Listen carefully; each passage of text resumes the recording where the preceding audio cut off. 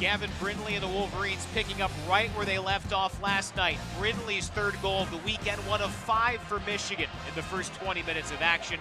They're dominating the Badgers here at Yost Ice Arena.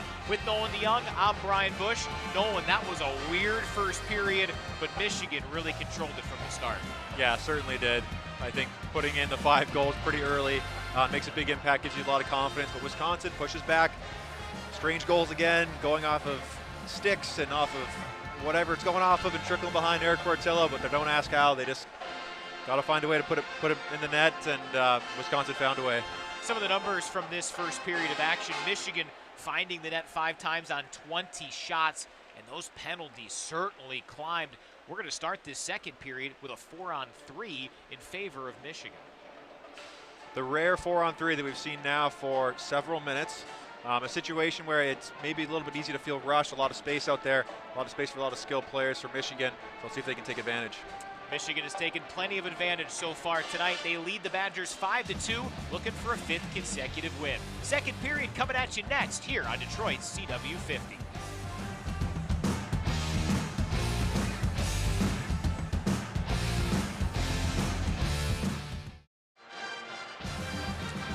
Michigan with 5 goals from 4 different scorers as we ready for the second period. 3 were from usual suspects, but Eric Ciccolini, Nolan, with 2 in that first period.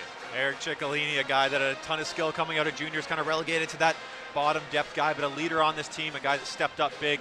2 goals so far for the Wolverines, so an excellent job by him. Yeah, Ciccolini had 2 assists on Friday, but his 4th and 5th goals of the season here tonight as the Wolverines get ready to start this second period up 5-2. Michigan with a 5-goal lead, 20 minutes away from a 5th consecutive win. Welcome back into Yost Ice Arena with the former Michigan captain Nolan DeYoung. I'm Brian Boesch. Wolverines led 5-2 after 1, and in the second period, really strong defense, and that third line for Michigan cashing in twice. Yeah, you see the senior leadership coming in here. Down low, a great shot there by Ethan Edwards. What a shot from him. He's played an excellent job defensively, but what a perfect shot through the screen. You see the double screen from the Michigan forwards getting in the way. Eric Ciccolini with a couple goals, but doing things away from the puck there. Really good job by him, but an even better shot from Ethan Edwards. And then the second goal of that second period, Nick Granowitz. Nick Granowitz not to be outdone by his line mate Eric Ciccolini, planting himself hard in front, making himself immovable, and is able to tap in a great second chance opportunity there. Really nice shot, really nice goal from Nick Wolverines Granowitz. now with 6 different goal scorers, 7 goals overall. They have peppered Wisconsin all night long. Yeah, difficult night to be a Wisconsin goaltender, which is what we expected. Michigan's a high-flying offense, but they've done a good job keeping them in the game. Credit to the goaltenders for doing what they're doing. But just with Wisconsin struggles a little bit, kind of clearing those second chance opportunities, and you've seen Michigan take advantage over and over again with the majority of their goals being second chance, kind of bang in goals. Michigan doing what they need to do in this chase for positioning in the Big Ten standings, taking care of home ice. They lead at 7-2 on the Badgers. More from Yost coming up here on CW50.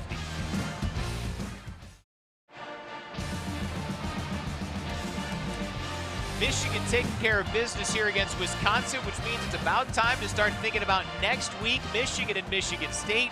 A week from tonight, the duel in the D, something my broadcast partner Nolan DeYoung knows well. 2 goals against Michigan State in the duel in the D back in 2017. What do you remember about that? I remember scoring them. I didn't do it enough to not remember any of my goals.